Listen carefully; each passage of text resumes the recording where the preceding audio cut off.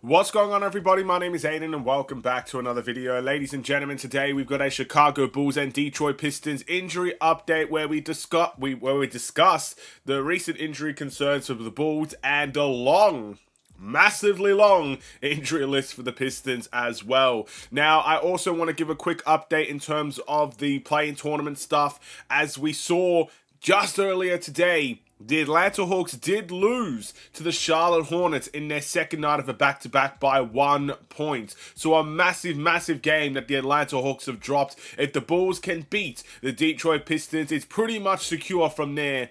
So we must make sure that we play with our absolute hearts on our sleeves and walk away with a big win against Detroit. But before we get any further, if you liked the video and you want to see more from me, drop a like, drop a follow, and or subscribe if you are new. And let me know in the comments below your thoughts about the Chicago Bulls, their injury concerns, and whether or not you see us walking away with a win in this time out against the Atlanta Hawks. So, without further ado, let's get started. There's quite a few number of injuries for the Detroit Pistons here, and we're going to start with Ausar Thompson, who was announced that he'll be missing the remainder of the season with a threat of a blood clots. Hopefully that is not too serious at all. Hopefully the threat is, neutralized in a sense. Probably not the right word for that, but still, hopefully there is no blood clot. We know how serious that can be. We've seen it end careers, ladies and gentlemen. So let's hope that one, the blood clot is not in a lethal area, and two, it can all get sorted, because those are going to be the most important things.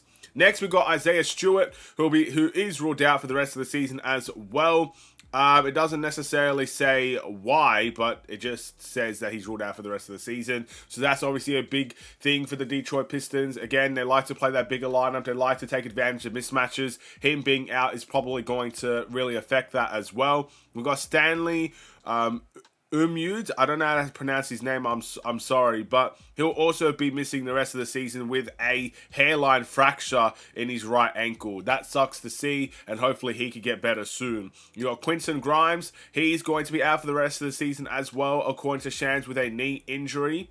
So, again, one of their better three-point shooters, and someone that could be very good on any given night. Simone Fontecchio will be sidelined against the Bulls at least. Doesn't necessarily say out for the rest of the season with a toe injury. And last but most definitely not least, Cade Cunningham is listed as questionable to play with a knee injury as well. Questionable is around 50-50. 50% chance he may play, 50% chance he may miss the game. So, a lot of injuries and a lot of definite outs.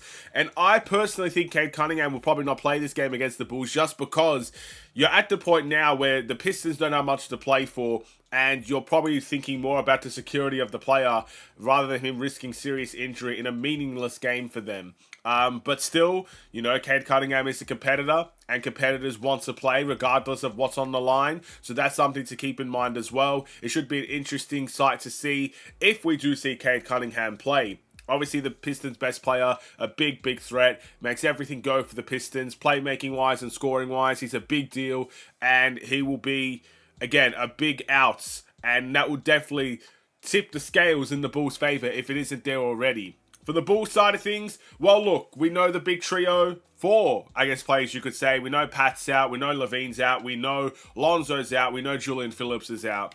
Now we know that Andre Drummond is listed as doubtful against the Detroit Pistons as well with his ankle injury. He left in a wheelchair. And look, here's how I interpret the situation. It's not 100% accurate at all, but this is what I'm going to say. I'm still fearing the worst with Andre Drummond. And I think they listed him as doubtful is because they are still unsure how serious the injury is.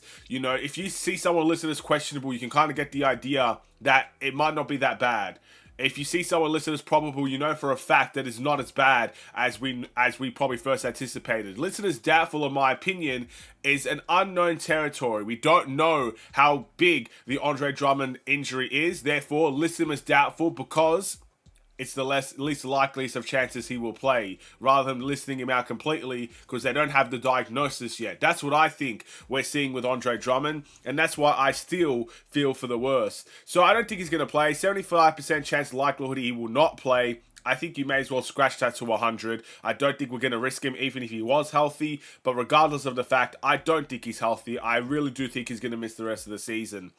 Ayo Dosunmu is listed as questionable with a quadriceps injury. That's 50-50 if you guys are unaware. Ayo did miss the last game against... I almost forgot who we played there for a second. Again, why does it keep doing that? Why do I keep forgetting the teams that we played? We played New York. He missed New York. Sorry for the inconvenience there, ladies and gentlemen. Brain farts and whatnot. We played New York. He missed the game against New York.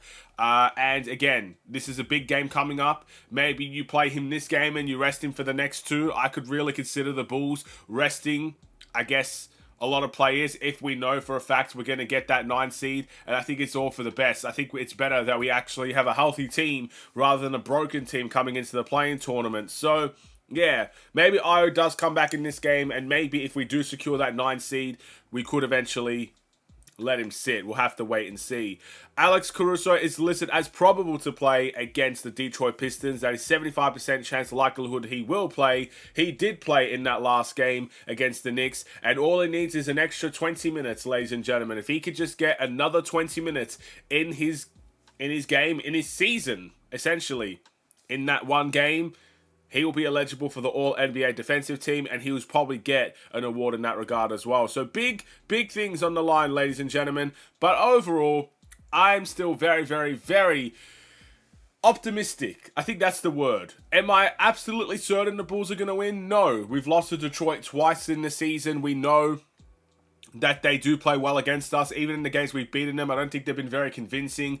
And yes, it's definitely still a threat. But with all the injuries that the Pistons have, some of them very serious ones, so hopefully everybody is well by next season.